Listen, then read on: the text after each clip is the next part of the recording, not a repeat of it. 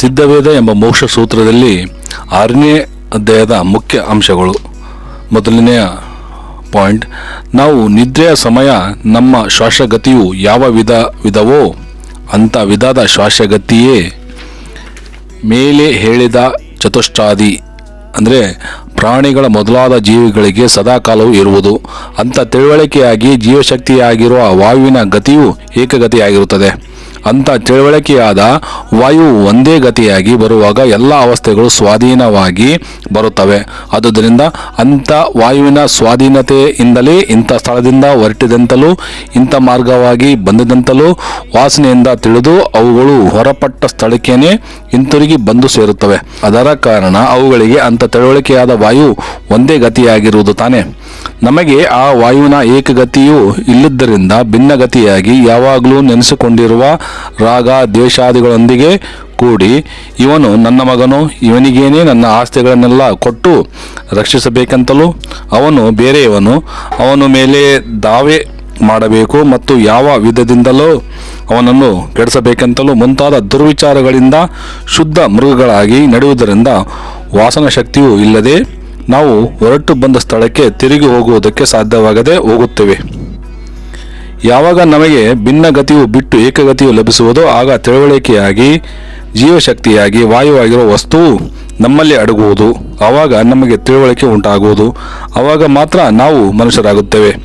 ಮನುಷ್ಯರೆಂಬ ಒಂದು ಸೃಷ್ಟಿ ಇಲ್ಲ, ಅವನವನ ಕೆಲಸದಿಂದಲೇ ಮನುಷ್ಯರಾಗಬೇಕಾದದ್ದು. ಮನುಷ್ಯರಿಗೇನೇ ಮೋಕ್ಷವು. ಅದಲ್ಲದೆ ಇಲ್ಲದ ವಸ್ತುವನ್ನು ನಾವು ಉಂಟಂತೂ ಎಣಿಸುತ್ತೇವೆ. ಆ ಎಣಿಕೆಯು ನಾಶವಾದರೇನೆ ನಾವು ಮನುಷ್ಯರಾಗುವುದು. ಎರಡನೆಯ ಮುಖ್ಯ ಅಂಶ, ಮನುಷ್ಯನೆಂದರೆ ಮನನ ಮಾಡುವವನು. ಮನನ ಮಾಡುವುದು ಎಂಬುದು ನಿತ್ಯಾನಿತ್ಯ ವಸ್ತು ವಿವೇಕ ಮಾಡುವಂಥದ್ದು. ಅಂದರೆ ನಿತ್ಯವೂ ಇಂಥದೆಂತಲೂ ಅನಿತ್ಯವೂ ಇಂಥದೆಂತಲೂ ತಿಳಿಯುವುದು. ನಿತ್ಯವೂ ಇಂಥದೆಂತೂ ತಿಳಿದರೆ ಅವನಿಗೆ ಶಬ್ದವೂ ಇಲ್ಲ. ಅದೇನೆಂದರೆ ಶಬ್ದವು ನಿತ್ಯವಲ್ಲ, ಅನಿತ್ಯವಾಗಿರ್ತದೆ. ಆಗ ಶಬ್ದವನ್ನು ತನ್ನಲ್ಲೇ ತಾನೇ ಲಯ ಮಾಡಿ ತಾನಾಗಿರುವುದು. ಅದು ಮಾತ್ರವಲ್ಲ, ನಾವು ಒಂದು ಆಲೋಚನೆ ಮಾಡುವ ಸಮಯ ಶಬ್ದವನ್ನುಂಟು ಮಾಡುವುದಕ್ಕೆ ಸಾಧ್ಯವಾಗುವುದಿಲ್ಲ. ಮೂರನೇ ಮುಖ್ಯ ಅಂಶ, ನಮಗೆ ಮನನ ಸಮಯದಲ್ಲಿ ಯಾವುದೊಂದು ಶಬ್ದವನ್ನುಂಟು ಮಾಡುವುದಕ್ಕೆ ಸಾಧ್ಯವಿಲ್ಲ. ಆವಾಗ ಶಬ್ದವು ತನ್ನಲ್ಲಿ ಅಡಗುವುದು. ಯಾವಾಗ ಶಬ್ದವು ತನ್ನಲ್ಲಿಯೇ ಅಡಗುವುದೋ ಆಗಲೇ ಮನುಷ್ಯನಾಗುವನು. ಆವಾಗ ನಮಗೆ ಮನಸ್ಸು ತನ್ನಲ್ಲಿಯೇ ಲಯಿಸಿತು. ಮನಸ್ಸು ತನ್ನಲ್ಲಿಯೇ ಲಯಿಸಿದಾಗ ತಾನಾಗಿ ಅನ್ಮಯನಾಗಿ ತೀರುತ್ತದೆ. ಆವಾಗ ಮೋಕ್ಷವಾಯಿತು. ಇದರಲ್ಲಿ ನಾಲ್ಕನೆಯ ಮುಖ್ಯ ಅಂಶ, ಎಲ್ಲ ಜೀವಿಗಳಿಗೆ ಅನ್ಯ ಸಹಾಯವಿಲ್ಲದೆ ತಮ್ಮ ಸ್ವಶಕ್ತಿಯಿಂದ ಅತ್ಯವಸರವಾದ ವಸ್ತುಗಳನ್ನು ಶೇಖರಿಸಿ ಅವಕ್ಕೆ ನಿವಾಸ ಯೋಗ್ಯವಾದ ಮನೆಯನ್ನು ಕಟ್ಟಿಕೊಳ್ಳುವುದಕ್ಕೆ ಸಾಧ್ಯವಾಗುತ್ತದೆ. ಆ ಪ್ರಕಾರವಾಗಿ ಕಟ್ಟಿದ ತಮಗೆ ಬೇಕಾಗಿರುವ, ಅದು ಅಲ್ಲದೆ ಆ ಭವನವು ಎಂಥ ಸುಂಟ್ರಗಾಳಿಗೆ ಆಗಲಿ ಅತಿ ಘೋರವಾದ ಮಳೆಯೇ ಆಗಲಿ ಬಿದ್ದು ಹೋಗಿ ನಶಿಸುವುದಾಗಲಿ ಮತ್ತೆ ಉಪದ್ರವಕ್ಕೆ ಗುರಿಯಾಗುವುದಾಗಲಿ ಇಲ್ಲ. ಮನುಷ್ಯರಿಂದ ಅಭಿಮಾನಿಸಿ ಬರುವ ನಾವು ನಮಗೆ ವಾಸಿಸುವುದಕ್ಕಾಗಿ ಕೋಟಿ ರೂಪಾಯಿಗಳು ಖರ್ಚು ಮಾಡಿ ಬೆಟ್ಟದ ಕಲ್ಲಿನಿಂದ ತುಂಬ ಗಟ್ಟಿಯಾಗಿ ಬಲವಾಗಿ ತಳಹದೆ ಕಟ್ಟಿ ಅದರ ಮೇಲೆ ಒಂದು ಮನೆಯನ್ನು ಕಟ್ಟಿದರೆ ಆ ಮನೆ ಸುಂಟ್ರಗಳಾಗಲಿ ಇಲ್ಲವೇ ಅತಿ ಘೋರವಾದ ಮಳೆಗಾಲ ಬಿದ್ದು ಹೋಗಿ ನಶಿಸುತ್ತದೆ. ಆದರೂ ಮೇಲೆ ಹೇಳಿದ ಜೇನಿನ ಗೂಡು ಆ ಪ್ರಕಾರವಾಗಿ ನಶಿಸುತ್ತಿಲ್ಲ. ಕಾರಣ ಅವು ಗೂಡು ಕಟ್ಟುವ ಸ್ಥಳವನ್ನು ಆಲೋಚಿಸಿ ಈ ಸ್ಥಳದಲ್ಲಿ ಗೂಡು ಕಟ್ಟಿದರೆ ಯಾವ ವಿಧವಾದ ಗಾಳಿ ಬಂದರೂ ಇಲ್ಲಿ ಉಪದ್ರವವು ಸಂಭವಿಸುವುದಿಲ್ಲವೆಂದು ಬೋಧೆಯಾಗಿ ಕಟ್ಟಿರುವುದು. ನಮಗೆ ಆ ವಿಧವಾದ ಬೋಧವು ಇಲ್ಲದಿರುವುದರಿಂದ ನಾವು ಕಟ್ಟಿದುದು ನಶಿಸಿ ಹೋಗುವುದಕ್ಕೆ ಕಾರಣವು.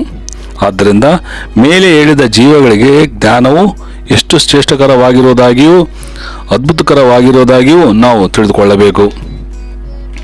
ಇದರಲ್ಲಿ ಐದನೇ ಅಂಶ, ದಂಪತಿ ಪಕ್ಷಿಗಳಲ್ಲೊಂದು ಆಹಾರಾದಿಗಳನ್ನು ಹೊರಗೆ ಹುಡುಕುವುದಕ್ಕೆ ಹೋಗುವ ಸಮಯದಲ್ಲಿ ಇನ್ನೊಂದು ಪಕ್ಷಿಯು ಮರಿಗಳ ಬಳಿಯಲ್ಲೇ ಇದ್ದು ಅವುಗಳಿಗೆ ಬೇಕಾದ ಸಂರಕ್ಷಣೆಯನ್ನು ಮಾಡುತ್ತಾ ಇರುತ್ತವೆ.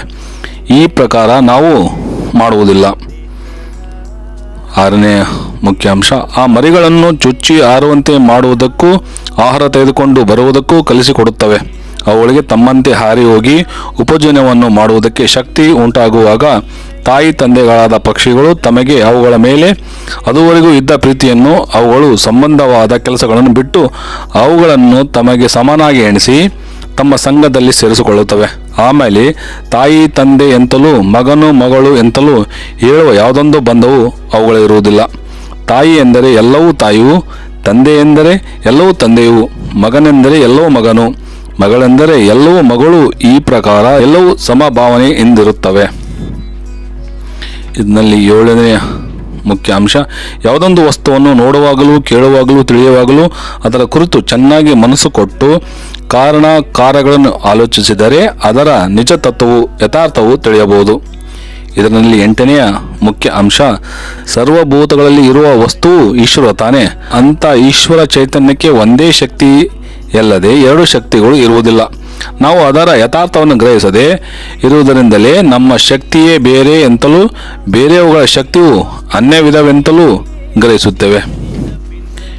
ಇದರಲ್ಲಿ 9ನೆಯ ಅಂಶ, ಜೀವನ ಮನೆಯಲ್ಲಿ ಜೀವನು ಯಾವುದೊಂದರಲ್ಲಿಯೂ ಚಲಿಸದೆ ಹೊರಗೆ ವ್ಯಾಪಿಸದೆ ಪುರದಲ್ಲಿ ಸ್ವಾಸ್ಥವಾಗಿ ಇದ್ದಾಗ ಪುರುಷನಾಗುವನು. ಇದರಲ್ಲಿ 10ನೇ ಮುಖ್ಯ ಅಂಶ, ಜೀವನು ಯಾವ ಸಮಯದಲ್ಲಿ ಪುರದಲ್ಲಿ ಅಡಗುವನೋ ಆ ಸಮಯ ಪುರುಷನು, ಯಾವ ಸಮಯ ನಿದ್ರೆಯಿಂದ ಎಚ್ಚರಿಕೆಯಾಗಿ ಒಳಗಿರುವ ಜೀವಶಕ್ತಿಯು ಹೊರಗೆ ವ್ಯಾಪಿಸುವುದೋ ಆ ಸಮಯ ಶಿವಶಕ್ತಿಯೂ ಆಗುತ್ತಾನೆ. ಅದುವೇ ಪುರುಷ ಪ್ರಕೃತಿಯು. ಪುರುಷ ಪ್ರಕೃತಿ ಅಂತ ಹೇಳಲ್ಪಟ್ಟದ್ದು ಪುರುಷನು ಪುರದಲ್ಲಿದ್ದು ಶಕ್ತಿಯಾಗಿ ಹೊರಗೆ ಚಲಿಸುವುದಕ್ಕೆ ಪುರುಷನೆಂಬುದು ಜೀವನಾದ ಶಿವನು, ಶಕ್ತಿ ಎಂಬುದು ಸ್ತ್ರೀಯಾದ ಪ್ರಕೃತಿಯು. ಅಂದರೆ ಅಂಥ ಜೀವನಾಗಿ ಶಿವನಾಗಿರುವ ಪುರುಷನಿಗೆ ಹೊರಗೆ ಚಾಲನೆ ಉಂಟಾದ ಸಮಯ ಪುರುಷ ಪ್ರಕೃತಿ ಎಂದು ಹೇಳುವುದು. ಅಂದ ಪ್ರಕೃತಿಯೇ ಶಕ್ತಿಯು, ಅದೇ ತಾಯಿಯು, ಆ ತಾಯಿಯಿಂದಲೇ ಜನನವಾಗಿರುವುದು.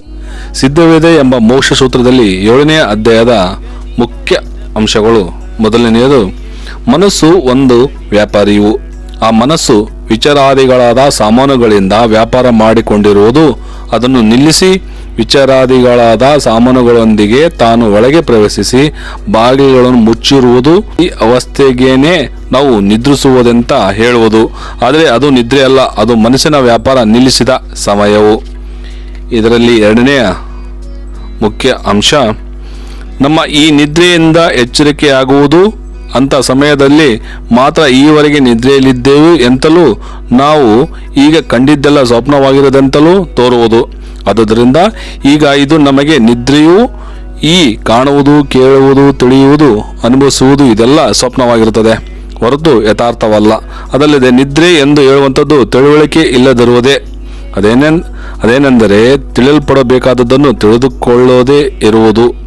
ಇದರಲ್ಲಿ 3ನೇ ಅಂಶ, ಮಾಯೆಯಾಗಿರುವ ನಿದ್ರೆಯಲ್ಲಿ ತೋರಿ ಅನುಭವಿಸುವ ಸ್ವಪ್ನಗಳೇ ಈಗೋ ಈ ಕಾಣುವ ಅವಸ್ಥೆಯು.